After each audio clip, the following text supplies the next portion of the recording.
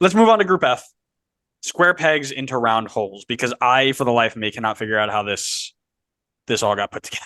We got Minnesota, we've got Seattle, and we've got, now that we know how to pronounce them, Necaxa. I know we spent about 4 minutes last year trying to figure out just their pronunciation. So give me where they're playing. Give me new players in the team. I'm glad you did the pronunciation beforehand because I was definitely going to butcher that. I knew it wasn't pronounced how it looks on paper, but I forgot the pronunciation. Minnesota versus Necaxa is going to be at Allianz Field in Minnesota. Seattle versus Minnesota is going to be at Lumen Field in Seattle. And then Seattle versus Necaxa is going to be in Lumen Field in Seattle. So that is two home games for Seattle, one for Minnesota, and zero for Necaxa. In terms of signings, I'll be honest, there's not a lot of big signings out of this whole group. Minnesota really didn't have any big signings in winter 2024. I know they brought in like a million players, specifically a million players at center mid, but I wouldn't classify any of them as really as big signings, and none have had a massive impact in the team so far. I'd kind of say the same for Nakacha, like none huge signings, but because we haven't covered Liga MX teams so far, I tried to pick players like anyway, just so we can have some, expose the fans to some names to pay attention to at Leagues Cup. But for Necaxa, I've gone for Alejandro Mayorga, who is coming over from Chivas, so another player coming over from another team in Liga MX. For Seattle, I've gone for Pedro de la Vega, coming over from Lanús. Obviously, that was a big money move. A lot of comparisons to similar move from Gabriel Peck. Um, Not a ton of history so far, but a lot of potential. In terms of big signings for summer 2024, neither of the MLS sides have had any big signings so far. For Necaxa, again, I just tried to get some names so we can throw some names out there for the fans. I've gone for Agustin Palavecino from River Plate, the Argentinian coming over this summer. I think we should just do a whole episode of you trying to pronounce names. I think I that'd knew be you were really going to say fun. that. I That think would that'd be be really bad. fun. Let's It would do it. be a disaster. You're going to Um, lose every fan. no, we'll get more because of the fun part of it. It's funny. They're just going to come in and yell at me. How do you not know how to pronounce it? But that's good. I mean, that's what you did with Middlesbrough. That's what you're going to do with, a bunch of the other things. You're going to piss a whole bunch of League MX players. It's going to be great. It's going to be great. Let's go to Minnesota first, a team that has been struck by the designated players curse. They were once flying high until somebody came in and said that they were one of the best teams in the first half of the season, and now they're down into the last playoff spot after the first 24 games. Head coach Eric Ramsey came in right at the beginning of the season, and he struggled in the last few weeks. Not going to lie, and he's now trying to hold on to the playoffs in this home stretch. Last season, Leagues Cup was pretty good to Minnesota. They got to the quarterfinals, I think, all on penalties, if I remember correctly, like penalty after penalty after penalties. Then they lost to Nashville 5-0. So once they give up one, they give up five. Talk to me about players to watch. I feel like I kind of had to go with one name. This man only knows how to. Sorry, let me correct that. He doesn't only know how to, but this man gets to another level when it comes to the Leagues Cup, and I think he could do it again. And I've gone for Bongo Hlongwane King, because he is a Leagues Cup king. Because he was King. unreal in Leagues Cup last year. We have an episode somewhere out there where we covered like his stats from Leagues Cup. I think maybe when we recapped the Minnesota season, or maybe when we talked about them previewing this upcoming season.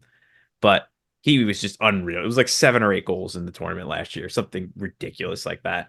So I'm going to be watching him again because I want to see him do it again. All right, what I'll tell you is Minnesota, they beat Puebla, they lost to Chicago, and then they advanced out of the first round on penalties after a 3-3 tie with Columbus. And they advanced to the after the second round after a 2-2 tie with Toluca, all on penalties. And then they got smashed. Head Um, merchants. for me, I'm going to go with my guy from the midseason review. If you haven't seen that, check that out. It's Tani Olawashe.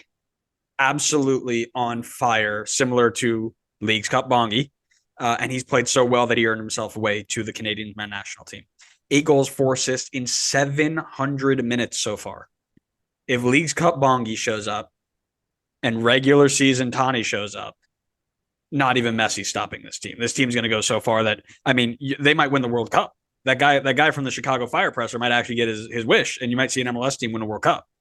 That's how good they're going to be. Why would Messi be trying to stop them? Messi doesn't play defense.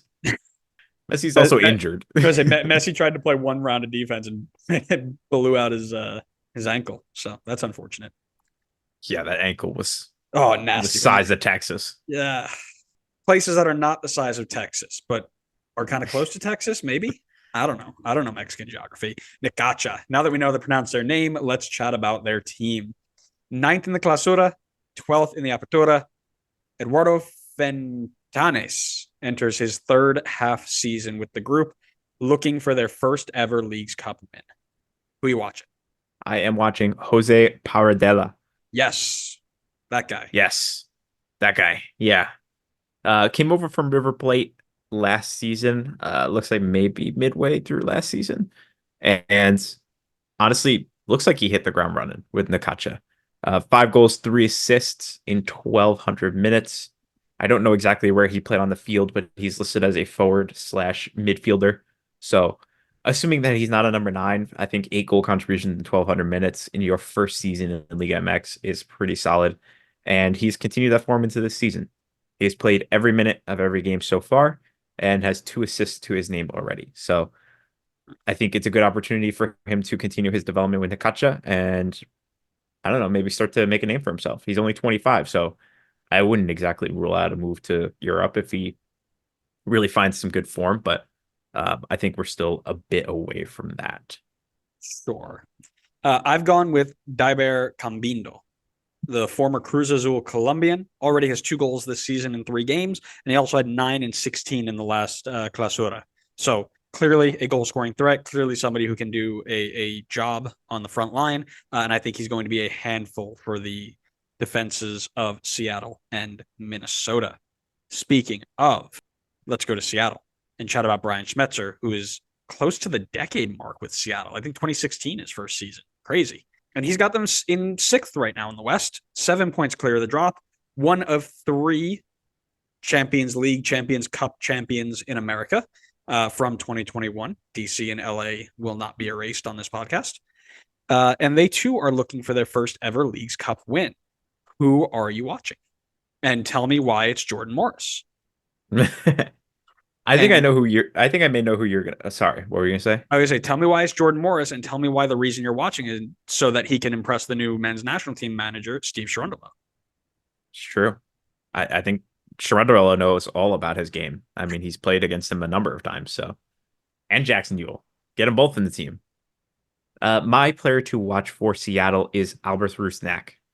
He is obviously a very talented player. We knew that from his days with RSL. He's come over to Seattle. He's had a bit of a new role, but he has been on a tear lately. And I mean a tear lately. Seattle has won 6 of their last 7, and they're unbeaten in that stretch. He has a goal contribution in 6 of those 7 games. He has 3 goals, 6 assists in his last 7 games. He is absolutely on fire. He is the heart and soul of this entire Seattle attack.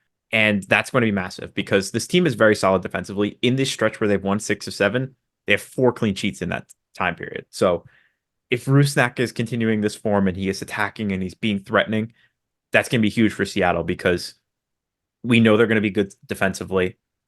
The question is going to be what can they bring to the attack? And if Rusnak continues this form, then it's going to be a tough team to beat. I like it. I myself am going with Pedro de la Vega, recently back in the side after injury.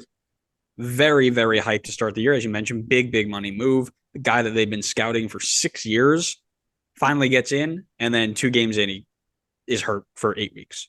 Now that he's getting back involved, I'm really excited to see what he can bring to this team and how he fits. Because I think one of the big things was, how does this guy fit into the team? And even Brian Schmetzer was like, we'll figure it out. They didn't even know when they got him, but they wanted him. So they got him. Now, that'll be something very, very interesting to see. And something I'm keeping an eye on. Talk to me then about your predictions. This one felt a bit more straightforward for me. I'm going to go Seattle 1, Minnesota 2, Necaxa 3. I think Seattle benefits from the double home games, plus they're on ridiculous form right now. Can't count out Minnesota in this tournament. They were really, really good last year, and I think that will actually help them again this year. They know how to be successful in this tournament. And I think Necaxa just doesn't quite have enough on paper to be able to squeak by Minnesota and Seattle, especially with having to play all these games away and have to travel back and forth between Minnesota and Seattle. Well, actually, I don't know if it's back and forth. I can't believe that you are putting doubt into League's Cup Bongi Longwane. I've got Minnesota at 1, Seattle at 2, and Necaxa at 3 because I myself am not one to tempt fate. I know what happens when I go against the gods. And when League's Cup Bongi comes out to play and scores 6 goals in 3 games, you will be asking, why didn't I stay with what the forces wanted? Listen, I am not a betting man, but if I were, I think Jordan Morris can handle him. I mean, he's a USMNT quality player. I think he can handle Bongi. I said, I mean, you know what he doesn't do if he's playing there? Punch a dude in the head. I mean, all right, if we're really, when's the last time an MLS player's done that? I don't know.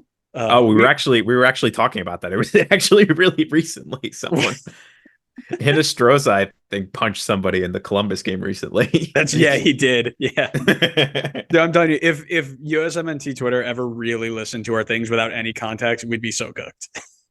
Oh yeah, for sure.